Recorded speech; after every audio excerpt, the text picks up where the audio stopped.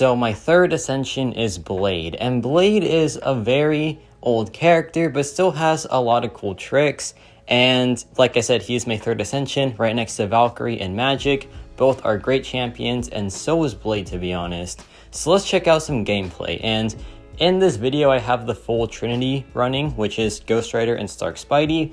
And this Trinity, of course, hasn't aged too well. Actually, that's a lie, because Stark Spidey is so good right now. With Battlegrounds being a thing, Stark Spidey is back to being a pretty much top tier champion.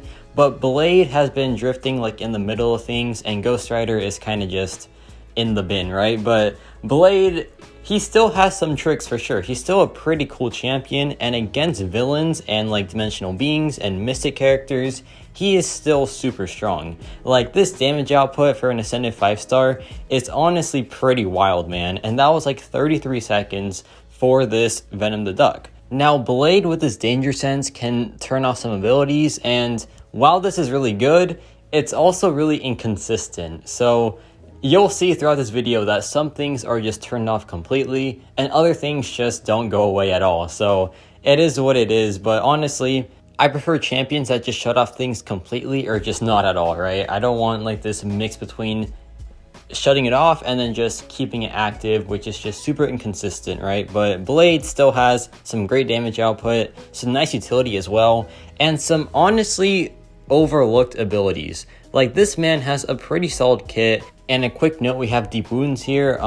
Blade with Deep Wounds is honestly such a nice pairing because of his bleed on the parry. Giving it more duration means he gets more power gain. And yeah, Blade without Deep Wounds isn't really all too great. Of course, he still works, but he really does want it.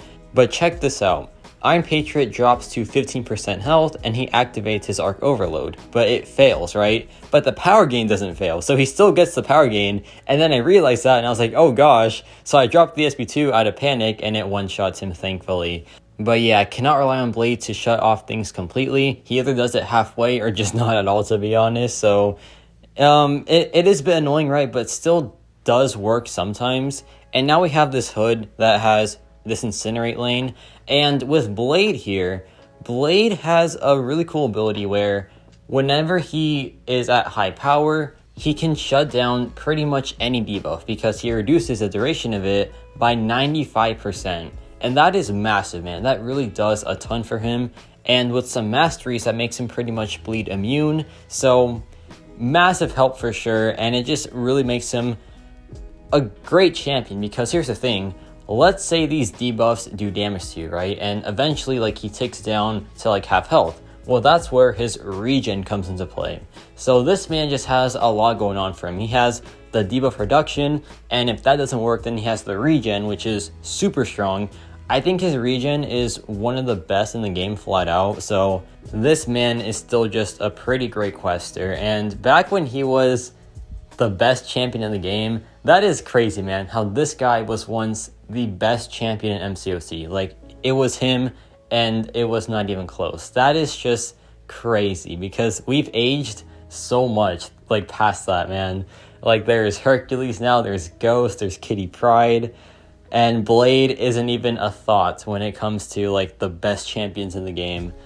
Wild. But yeah, that fight was super clean, and now we have this bleed lane here. Blade is still one of the best bleed appliers in the game. He just has it pretty much up for the entire fight, so that's always a great time. And like I was saying, back when this guy just destroyed the contest, it was honestly the good times, man, because there was no complexity. It was just, do you have Blade? Do you have Stark Spidey? Do you have Ghost Rider? Okay, you're set. Just go clear everything. And while Hercules is pretty much that now, it was just way simpler back then. But then, you know, things changed. You know, there was Corvus, there was Iron Man Infinity War, who just shut off Blade completely. That just made Blade slowly get out of the meta, and now he is just a nostalgia character. I feel like he's just straight up nostalgia. He isn't meta in the slightest, but he still is really fun to play. And hey, he still has some pretty great damage, especially when he is ascended as a 5-star. So Blade, just a massive nostalgia character that I really appreciate still. And, you know, nostalgia characters aren't always just completely in the bin. For example, Stark Spidey. he was once regarded as, you know, fallen off, but now he is back to being a top tier tech character. So things change over time. And like maybe more champions that are dimensional being come out, and that just really helps Blade shine. So you never know. Just never say never. There's always a chance that he does come back into the meta. I know he was popular for like spot bosses and future Ant-Mans, but now things have calmed down a bit for sure, like Mcoc too. But there are of course better options, but he is an option to think about. He's not just this random counter. He's a great counter for those characters. Like Gallon too. Oh man, he was so good for Gallon when he first came out. And now he's just settled down back again. But like, let's say Werewolf by Night is dimensional being. I don't know if he can, I don't know if he is, but let's say he is, then, you know, Blade will have a use there again. By the way, Werewolf by Night, I need him ASAP. I just need him ASAP. And this fight's going pretty well. This has Spite in it, and we kind of shut down Spite sometimes, which is always great. Yeah, Blade just reliable at times and then inconsistent at other times. So it's always just a time with Blade. It sometimes is fun, it sometimes is not so fun, but you're guaranteed to, you know, at least have a great nostalgic time. And now we have this Void here, and Void has a ton of health, so this is a true challenge for Blade. But he does pretty well here. He does really well here. The debuffs that Void has can be failed by Blade, so that's always a fun time. Like, check this out, man. We drop an SP1, he has to Petrify on us, but guess what? It fails, so that's pretty sweet. Just straight up fails fails to Petrify, always nice to see. And yeah, this fight's going pretty well so far. And Void is also a very old character that Blade was pretty much made for.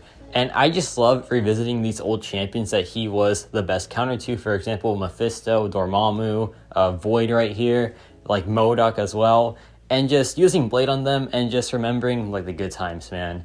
And Blade is a 6-star right now, so of course he doesn't have to be ascended. But for me, Blade isn't really high up on my rank up list for the 6 stars, so I was like, why not just ascend him so I can just have a pretty powerful Blade without having to use any tier 5 basic or like class catalyst, you know. That was my thought process, and honestly I'm glad I did it because Blade won't be ranked as a 6-star for a while, so may as well just have the ascended 5-star to have some fun with him whenever I want to. So I think this was a great decision all in all, and Blade is still pretty good, so that's also a nice thing as well, just a nice bonus to this Ascension. But yeah, here I dropped the SP1 again for some more bleeds.